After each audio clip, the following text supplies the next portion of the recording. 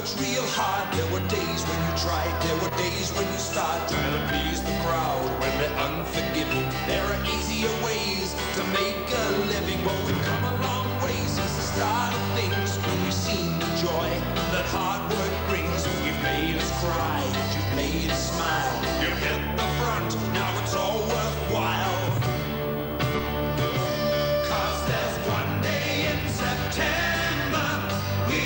To remember, there isn't any doubting, we'll be in there shouting. Football's such a part of this whole town, and we know that you won't let us down. Well, there's nothing better than a nice good win, and there's no second prize if you let them in. You've gotta give your best and then give again. There's no such thing as friends. Well, we've been our best and we've been our worst. If we do it right, well, we'll come home first. Gotta get in there and make them sad. We'll hit them hard, take the flag.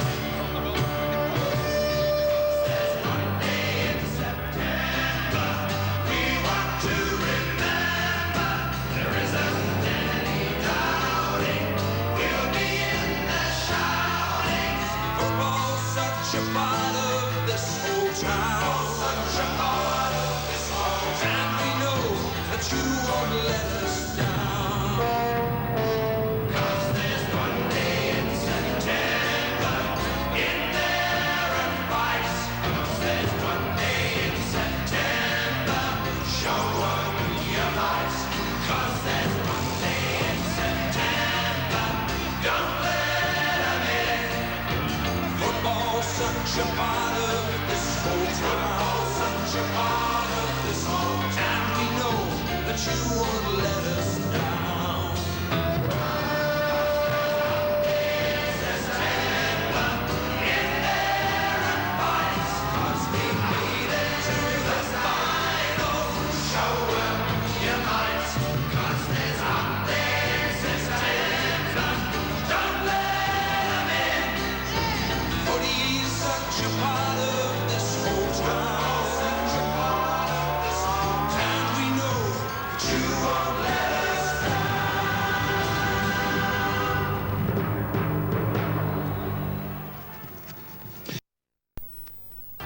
Rowan Saws bounces the ball for the 1984 Grand Final, and the match is underway. And the Hawthorn supporters thought this is 83 all over again, as there are 3 goals in 3 minutes. 27 seconds in, Lester Smith to Matthews and goal. 1 minute 20 seconds in, Robertson dashes and goals. And a great start by Hawthorn. 3 minutes in, Robertson takes a long shot for goal. Going out there's Robertson, he's a dangerous player. And it's 3 on the board. Another one. Another one, Duckworth and Matthews. 6.5 minutes into the first quarter, Matthews gets it out to Loveridge and snaps it for Hawthorn's 4th. Grand final time is surely a hard time. Madden and Payton, Billy ducks, Lethal comes through. Grabbed by Matthews, he's looking good as he gives a hand pass to But this time it's Matthews hand passing out to Judge, to Wallace to Judge, and it's a goal coming up. Away they go again. Oh, there's a great battle. Matthews with a snap at goal. This is close. Great snap by Matthews for Hawthorn's 8th goal. Down there in the forward pocket as the ball is... High tackle, down goes Baker as Robertson gets him high. 20 minutes into the second quarter, Watson. Watson spins out of the pack. Beautiful. Danaher. Gets away from Russo. The kick is not a good one. Ezard. Finally picked up here now. Williams. Game pass from Danaher over to little Ezard. He gets the ball back to Williams. This could be dangerous. It could be a goal. And waiting for it is Duckworth. Now a hand pass coming over to Duckworth. And he scores the goal. So that move paid off. Into the third quarter, Hawker dashes. Goes up like a racehorse. Short pass. It'll be okay. Vanderhaar. He lost it, Vanderhaar. But he's got it, doesn't waste any time. He quickly plays. Looking for Duckworth. Down there. It'll be a mark and a free kick. Great goal. stands firm and takes the mark and makes no mistake. There's the kick by Duckworth, going for goal number 2. And so it comes to the last quarter. Essendon with the breeze. 24 seconds into the quarter. Van der Haar to Baker, goal. That's what they wanted. A minute and a half minutes, 1.5 minutes into the second quarter. Nagel dashes to Badbury. At the back, he's away. Only a few points in it. Second goal now in the last quarter. 2 goals came up in 2 minutes. Up it goes there. The Bombers go forward again. Baker spins out of the pack and the Bombers are in front for the first time in the game. Now they can't be stopped, but down goes Walsh. And there's a bit of bad luck for young Walsh. But he's waving to his teammates as he goes off. Van der Haar knocked on. There's a go now. Another sheedy move pays off. Van der Haar taps to Weston and goal. What a match winner this guy's been at centre-half forward. This premiership was Sheedy's premiership with these tremendous moves on by Merritt. They're full of running. There's Weston to Watson. And nothing Hawthorn can do can stop the run of the Bombers who take the premiership. And Essendon look like winning their first premiership since 1965. 11 goals, 874 Hawthorn. To Essendon, 12 goals, 91. What a performance by Essendon. Shared some great moments with him. This time last year we were sharing his excitement, the pride in his team, and in his own quiet way, his very special moment of a premiership. This year we talked to him again. He's the runner-up, but he's still the same lovable Alan Jeans, and here he is on World of Sport to talk with Bob Skilton. Well, Alan, commiserations in the first place from all of us here, but last year's success and this year a loss. Just how different does it feel? Oh, miles apart, but I think if you got to fully realise, if you take on football coaching or participate in our great game, that there's no second prize, and you've got to accept the good with the bad. I just finished making a speech, and I think the point I tried to make was the fact that it is a man's game, it is our game. It's a game of heartbreaks, and it's only whether you're man enough to get over your heartbreaks and come back again. And if you can do that, it makes you a better person. And I think that's why it's such a great game for all our kids, and that's why we should protect it, because basically that's what life is all about, to be able to, the ups and downs, to enjoy them and be good enough to come back when you get a setback. Alan, was there any particular stage of the game where you felt it had changed, it had turned, it had slipped away? Well, grand final day, you know, it's such an intense day for both sides, and I thought we had our opportunities early and we didn't fully capitalise on it. You know, I don't want to go too deep into the game because it might be appeared that I'd be criticising one of my players today, and whether they played well or whether they didn't do as well as they expected to play. I knew before they went out they were going to do their best today, because they had the objective in their mind quite clearly and they were prepared to give it their best. And whether they achieved it or not, you know, I don't want to go too deep into the game because it might appear that I criticise them. They gave their best. We weren't good enough on the day. It did appear as though the players looked tired. Now, with having the rest last week, did it surprise you that they looked that way? Well, it's a marvellous game, our game.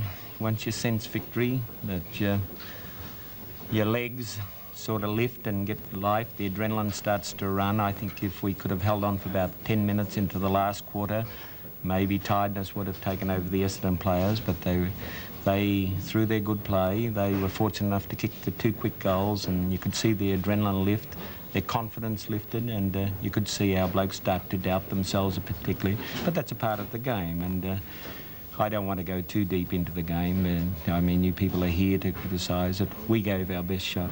Wasn't good enough today, but we did try our best. During the year, we've complimented Hawthorn on their disposal. Now, I felt that that's probably the worst disposal around the ground that I've seen from Hawthorn. Was it pressure or what? Well, yes, we have different types of pressure. We have the mental pressure, we have the physical pressure, and both sides subjected both sides to a lot of physical pressure. And they were able to break clear in the last quarter and be able to dispose of the ball, and that, sure, we would have liked to have been able to dispose of the ball better, but full credit to Essendon, they kept at their task. They were behind, and it's much difficult to come from behind than be in front, and but that's a part of the game, and you know, I don't want to criticise anything what happened out there today. We just gave our best, that's all. Was there any stage during that last quarter, either when Essendon hit the front or when you came back and got in front, that you might put Matthews on the ball? Oh, well, I thought when we got back in front we might steady, but it wasn't to be. You know, I don't want to go back in hindsight. You could have done a lot of things. The game is over now, and the only thing that we can hope that we can salvage out of the thing, that we learnt something from it. I think a lot of people haven't fully realised. Lee Matthews said to me, you know, a lot of our players haven't experienced losing a premiership, and that might have stood Essendon in good stead in the last quarter. That might have gave them that extra bit of energy in the last quarter because they experienced it last year. Most of our players, and I suppose that only Matthews out on the ground today, had experienced from Hawthorn's point of view that they had lost the premiership and what it's like to lose a premiership, and they're the things, and I just hope that we've learned from today, and that if we fortunate enough to be in the situation next year, that we go on from there. Well, as Lou comes in, congratulations on getting Hawthorn there. I think both Hawthorn and Essendon showed right throughout the year that they were the two best sides in the competition. But congratulations from all of us at World of Sport in getting there, and commiserations in being on the other end this year.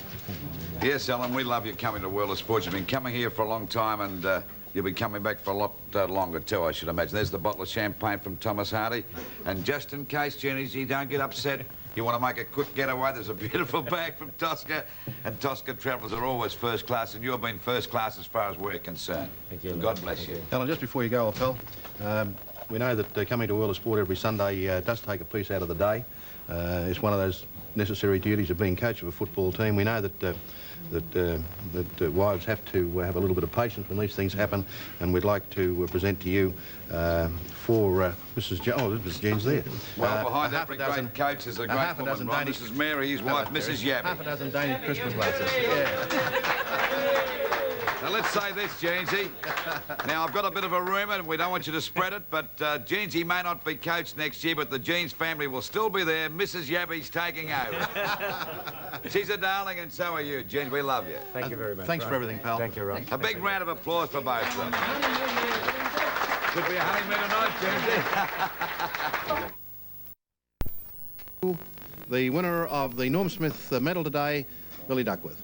Yes, thank you, Ron. Not only the winner of the Norm Smith medal, he's also the winner of a premiership medal and the $400 Mazda Footy highlights for the most important match of the year. And I don't think there'd be a person in Australia who'd argue. Billy Duckworth. Bill, congratulations. Every dream you could possibly have came true. Oh, certainly, Stephen. Like, just playing in a VFL Grand Final was a bonus, and to get a Norm Smith medal is just great. I'm wrapped. Now, you're a man whose nerves are rarely frayed. You drive a school bus for a living, and you look after Lee Matthews on weekends. How are the nerves? Oh, they're all right.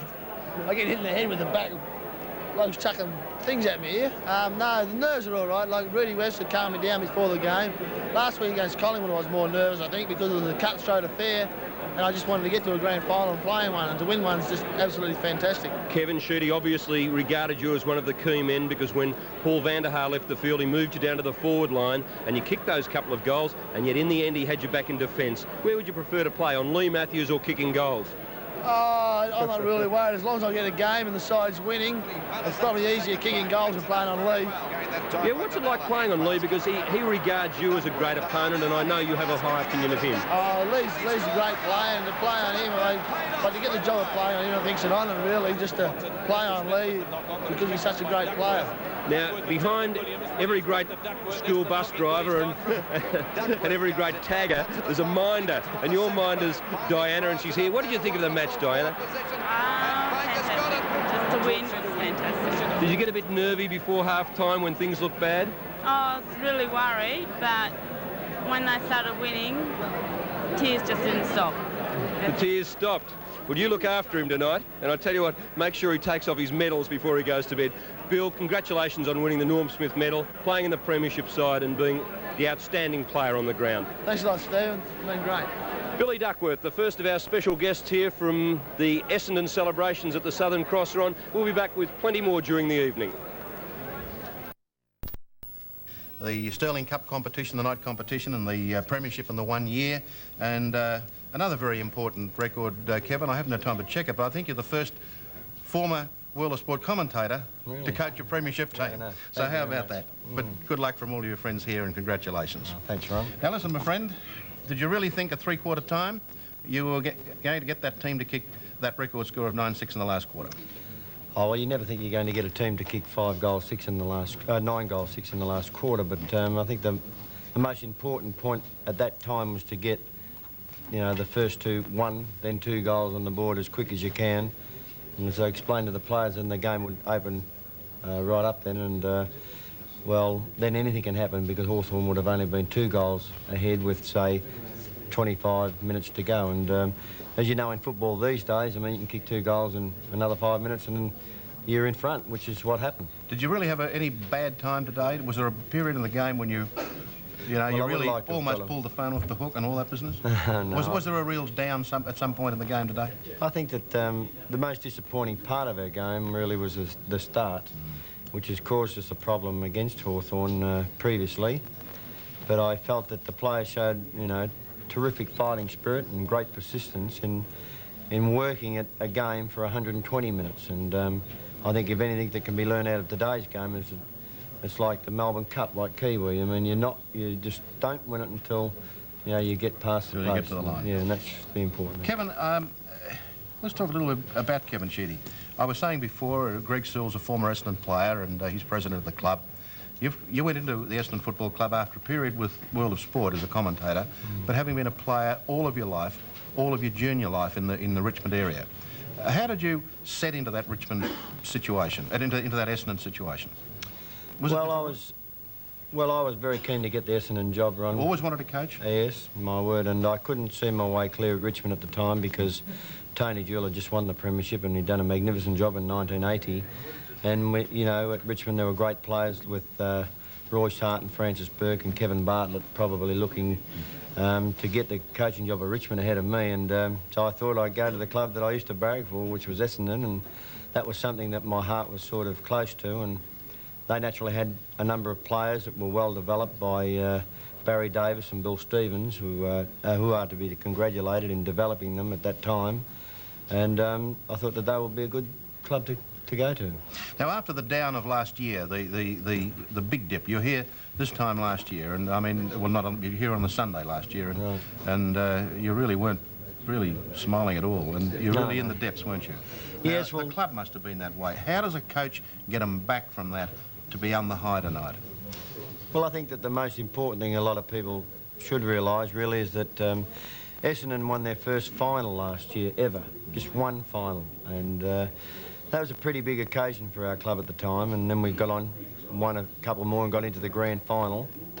And then after that, with the loss the way it was a very disappointing sort of loss. And I felt that the most important thing was not to keep throwing it up in the players' faces all year, and that we really get into 1984 the best possible manner and the most positive approach that we could possibly do, which we have done. We've won somewhere near about 25 or 26 games this year, and winning the both premierships has been a great effort by the boys. And I suppose over and all, 1984 has been a year for the players of the Essendon Football Club, because they're the ones that go out and get the ball, and they're the ones that train hard. We can only suggest to them.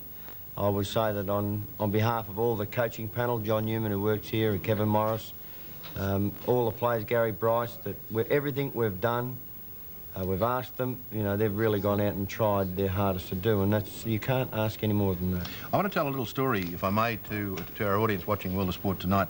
When Kevin was with us at World of Sport, he heard me on a couple of occasions being very critical of a couple of teams, a couple of clubs, who, in my opinion, it's only my opinion, did not feel what I thought was their best sides for the night competition. This was back when the night competition was developing momentum. Doesn't happen now, but it was developing momentum. I thought some of the clubs were taking it fairly lightly, and there was a lot of prize money involved. And because of that, I'd sometimes sound off here at World of Sport.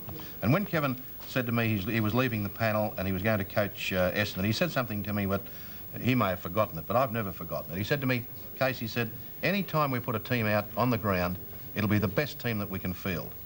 And that goes for the night competition as well. Every time Essendon goes on the ground, it's the best team. I promise you it'll be the best team that I can pick. And it's significant that this time, for the first time ever, a team has won the night competition and the day competition in the 1 year. And I think that speaks volumes for Kevin's attitude towards football. I think you treat it as a matter of pride that every time the Guernsey goes on the ground, they're there to win. Well, I don't think that it should ever change. I mean, like, I've been brought up very similar to most of the people in this audience here tonight, that, gee, you know, like, playing league football is a very exciting sort of life to be able to achieve that. Most of the people in here have been great champions of their era at the time. I mean, all my life I watched World of Sport, and probably one of the reasons why I wanted to be involved in sport was because of, say, this sort of show. I think that the players, my players that have been tremendous to me this year, I mean, I really feel for players like Steve Carey and Tony Bahajar, who have, you know, really for 4 years have been absolutely magnificent, but deep down I felt they may not have had the fitness to go on with it this year, along with Al Shaw and Brian Wood and young Paul Salmon, who's sitting down there with a few tears in his eye tonight, and also Neil Danaher, who was probably one of my most favourite players that hasn't played for quite some time.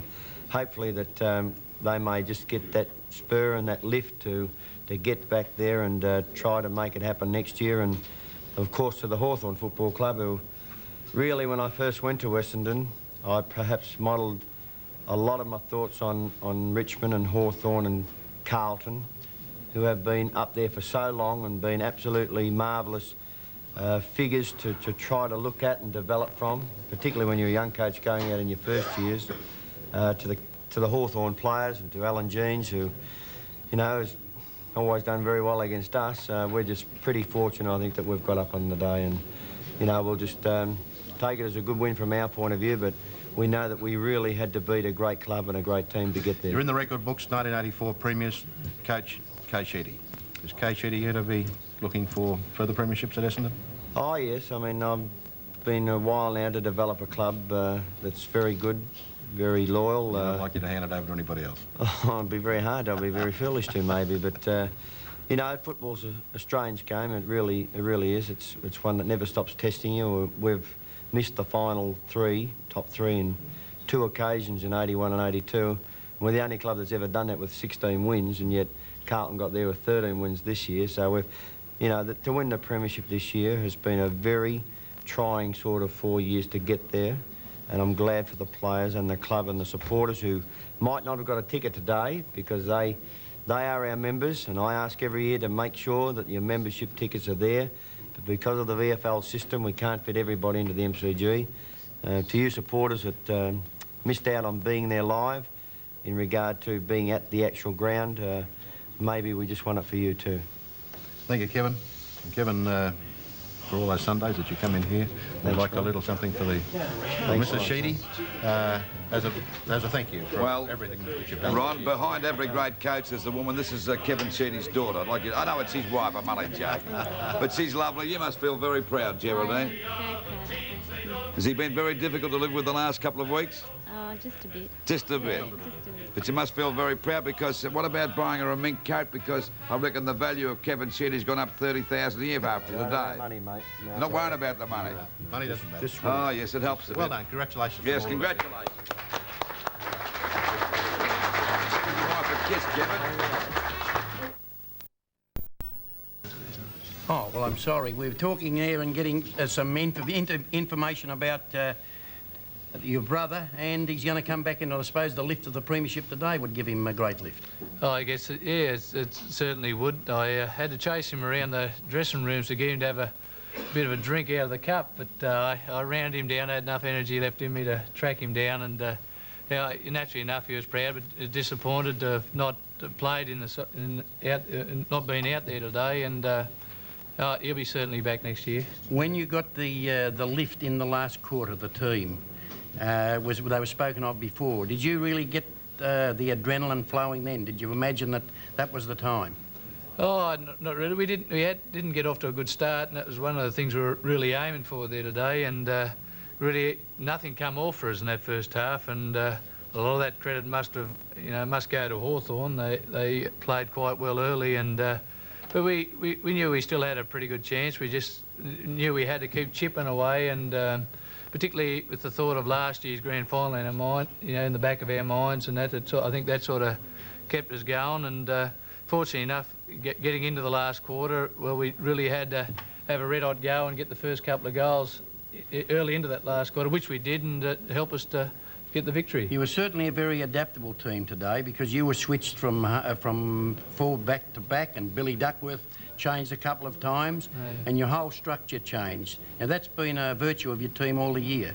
Yeah, I think so. I think Kevin's probably at times been criticised for a lot of the moves in which he's made, throughout a match and that, but I think the moves that he made today certainly worked very well for us, and to the likes of Paul Weston, and he played a terrific last quarter, and also Billy Duckworth, he was moved to the forward line a little bit earlier on in the piece, so both very handy plays for us up there. Well, Kevin's been saying about the gradual rise of the club to perfection today, to win the premiership, of course. Has it been interesting for you all the time at Essendon since you've come down? I suppose, yeah, it has been interesting, but... You're a country boy. Would you ever thought about going back at any time in the 4 years? Yeah, speaking of a country boy, as soon as I got home there tonight, I rang up the Central Hotel in Hungary, which... How many be there? Oh, I don't know. I'd say there would have been 50-odd people in the bar there, and they'd all seen the game, and I just had to get back to them and to make sure that they heard that we'd won today's grand final, and they were all thrilled. They got the game live up there. So if all the Danoes went out of Hungary, that'd be the end of the town, wouldn't it? Oh, there's a fair crowd of us up there. Yeah, don't worry about that. Well, now, just in the last quarter when Clark went down, was that a great spur to the side? Clark or Walsh? Oh, Walsh, I'm sorry, Walsh. Yeah, well, yeah, I guess so. It's, I think at that particular time we felt as you're talking about adrenaline pumping, I thought we really hit our straps, early into that last quarter and carried it right through, and then unfortunately Kevin went down, and we were naturally worried. We sort of had to pull someone from the forward line down to get the extra man down there before we were allowed to bring the interchange player on it. Yeah, but did you quieten them down, or did you tell them to go even stronger after that, out on the field? Oh, I think the players just took it in themselves that, we just got to keep pushing. The game's not over yet, and I think that happened. I think there's still 10 minutes or so of football left. Did you give the nasty 15-yard away after that? Yeah, that was a bit unfortunate, but it was a stupid thing to have done, as far as I was concerned. I felt very bad after it. After Shane Hurd, who was alongside me, said, "No, don't do that," and but it was too late. My leg just I put foot to ball, and that happened. And when I turned around and to see him so close to goal, and given that goal, which put him back in front, I was fairly disappointed. And for the team, but to the team's credit, they helped me out by coming back with a couple of goals, and we got back in front and won the game. And the magnificent exhilaration that you've got now, it's all been worth it. It certainly has, just as you're going back, Kevin sort of planned a 4-year course, and to have got the right type of players into the club, and for the young players we've had the club improving, it's been tremendous. It's all fitted in well. Congratulations once again. Terry, the Bombers have had some great captains, but you're up there with the top. You're not only a great cap, but you're a great player, and we're very proud of you because you've been a great player for the Bombers this year, and congratulations on behalf of Channel 7, the tray, and those magnificent glasses for you. Thanks very much, Lou. It was only... we were only just a little bit sorry that we weren't able to fit the likes of Paul Salmon and Stephen Carey, Brian Wood and Tony Bahajo and these types of players out there, because they've all helped, along with the reserve graders and everyone else, to help make it our year. Well, it's been a great year for you, and it is so, and it's magnificent to have you in, and we hope that you go on and play many more games and be successful. Thanks, Bob. Good on you. Atmosphere up here at the Southern Cross is electric. Over just right across the room, Kevin Sheedy's just walked in with a Premiership Cup. We'll be having a good look at that a bit later. But with me, I've got two boys. They've both got P plates on their car. Tonight they stand for premierships. Mark Harvey and Paul Salmon. Mark played and Paul put down the great foundation for the club early in the season. Mark, 19 years of age, you went out there today as an interchange player and just kept taking mark after mark. It must have been a great thrill. Oh yeah, it was a real great thrill. I just can't believe we won. It was a great effort by the boys to come back at 3 quarter time after being so down by so much. Now, one of the more moving moments of the game, and I think one of the really sporting things about a grand final, I believe Bertie Domenico came up to you after the game and gave you a couple of words of advice. Oh yeah, that's right. Bertie came up and shook all their hands and he said, you know, well done, and you deserve to get the medal, and you know, we'll beat you next year. So he's, you know, I just. You say anything about the atmosphere? No, he didn't say anything about the atmosphere. He just said it was real good for you to win. And what about the big fella next year? Well, you know, he was part of it, and he feels a bit out of it at the moment. But you know, he's part of it.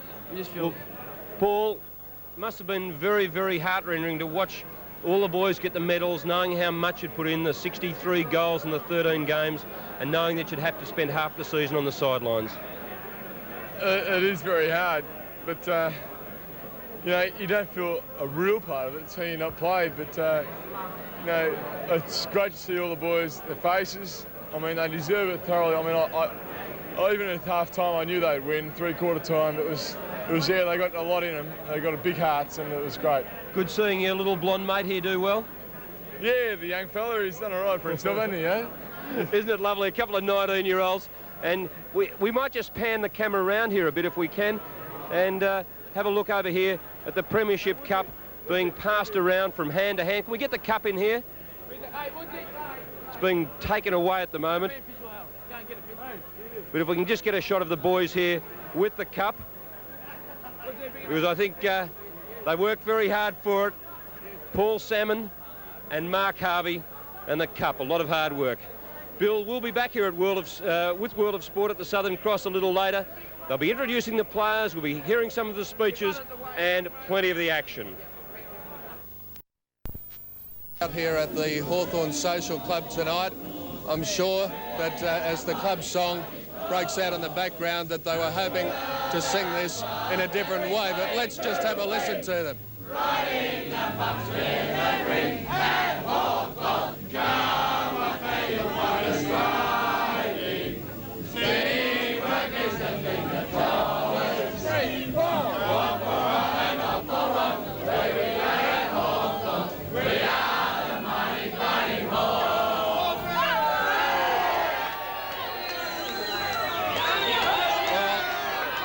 Well, as you can hear, they might have been beaten, but there's no lack of enthusiasm out here at Hawthorn. And just to find out what some of the supporters think about the boys' effort this afternoon, disappointed, but you must have been proud of them. Very proud of them, tremendous. What about next year now? Oh, no worries. No worries, we'll get a couple more players and we'll be right. And you're not going to worry about the loss today, you're just going to enjoy yourself and have a good night. Beat them today. I think the ground was too heavy, it was a disgrace, the ground, I thought. Well, when did you start thinking that Hawthorn were going to be beaten? Was it well into the last quarter, or when was it? Probably 3/4 time. They should have done more in the 3rd quarter. It was half-time, pretty happy, and 3rd quarter they should have kicked more goals. Probably as simple as that. You're not going to change from being a Hawk supporter? Oh, certainly not. No worries. I don't think we'll find too many people tonight who will change from being Hawthorn supporters. We've got a couple of little fellas here sporting the club Guernseys, and all that we've had since we've arrived here, Ron, is the fact that all the Hawthorn supporters are still very proud of their boys. So even though everyone would have been disappointed about 5:30 or so, I think they're in for a pretty good night here, Ron, and we'll have more later. They call you the accurate one on this. On this occasion, you're pretty well accurate. Simon Madden, you're on the bench in the 3rd quarter. Didn't appear to be playing well in the first half, and yet the master stroke, Kevin Sheedy, put you back on in the last quarter and you turned into a match winner. Oh, I don't know about that, mate. I don't know for the match winner, but I thought, you know, it's not easy to take being put on the bench, especially in the grand final, but I couldn't really disagree with it because that stage of game, I think I was getting where the ball ain't, as some well-known figure says. And in the end, well, you sit on the bench, a lot of things go through your mind. So I thought, you got to have a go. And I think a lot of players did that in the last quarter. It was great. Been a big month in Canberra for emotions. How are your emotions after the game? Oh, they're pretty high after the game. I think this is my 11th season, and I started with the club when we were, you know, very, very much down the ladder, and to see this today was tremendous, and to see the way we won it, the way the players put in was really great. And your off-field leader in the supporting group, Andrew Peacock, the leader of the opposition. Andrew, you've been following the club a long time. 1965 to 1984 is a long wait. Very long time, Steve, but I'm very proud of them. Everyone's very proud of them today. I didn't think it was too grim at three-quarter time. I really did think Hawthorn was starting to tire a bit, and he was superb. Well, I think there are a number of superb players out there, but I think the one thing that will come out of the match was the fact that Kevin Sheedy did things when things had to be done. Yes, I asked him what he said to him at three-quarter time, and he said a couple of Hail Marys. And a few other things. Yeah. Be very handy out at your school on Monday. I think I'll be very handy, yeah. To all the people out of Christ the King, I'll see you Tuesday or Wednesday. Well, Bill, we might go back to the studios of Channel 7. We'll be back here with more action from the Southern Cross. You can hear the drum roll, and I'm sure things aren't far away. Dual disappointment with the Hawks losing today's grand final is Gary Buckenara. Gary, even though you were a member of the winning premiership side last year, it was a very fleeting appearance. Yes, I lasted about 3 or 4 minutes, and I look back on that time as probably one of the most disappointing times of my career, and well, hopefully I might have my day one day. What about today's performance? It always seemed that Hawthorn was in control of the game right up until three-quarter time. Yes, I thought our players did a real good job to three-quarter time, but I could sense at three-quarter time that there was an Essendon revival, and it was just one of those things. Essendon played a very, very good last quarter, and they got a bit of a run on, and unfortunately our players just weren't able to stop them. What do you think the key to their run on was? They seemed to be able to get the ball out of the centre so quickly in the last quarter. Yes, they won the ball out of the centre virtually all day today, and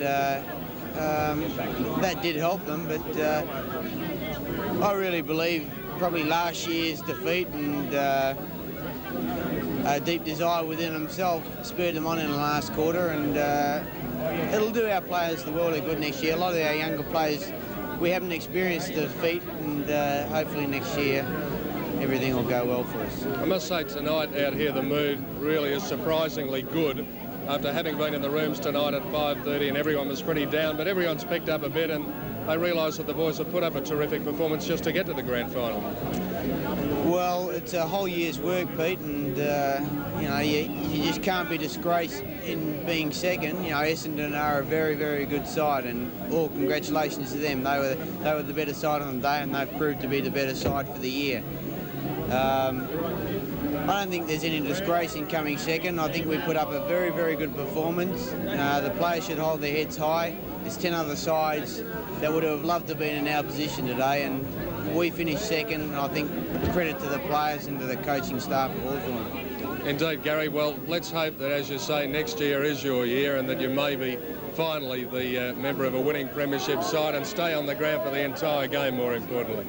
That's certainly one of my goals, and hopefully one day I might get to put one of those medals and really feel the experience of being a part of a grand final, and I really just hope that it's next year. Good on you, Gary. We'll let you go and join in the celebrations. Thanks very much. Gary Buckenara joining us out here at Glenferrie Oval tonight, and we'll have more very shortly. VFL clubs, this is what it's all about. The scene at Windy Hill today was a far cry from this time last year, as more than 15,000 fans gathered to bathe in the glory of the cup they had waited 19 years to win. Many of those who attended today's barbecue were obviously nursing sore heads from their exuberance last night, but a VFL premiership seems to have magical curative powers. The star attractions were, of course, the players, who were swamped by autograph hunters the minute they appeared in the sea of black and red. Some, like rover Alan Ezard, had more than a medal to show for yesterday's efforts. But the biggest cheer was saved for the man whose tactics turned the game.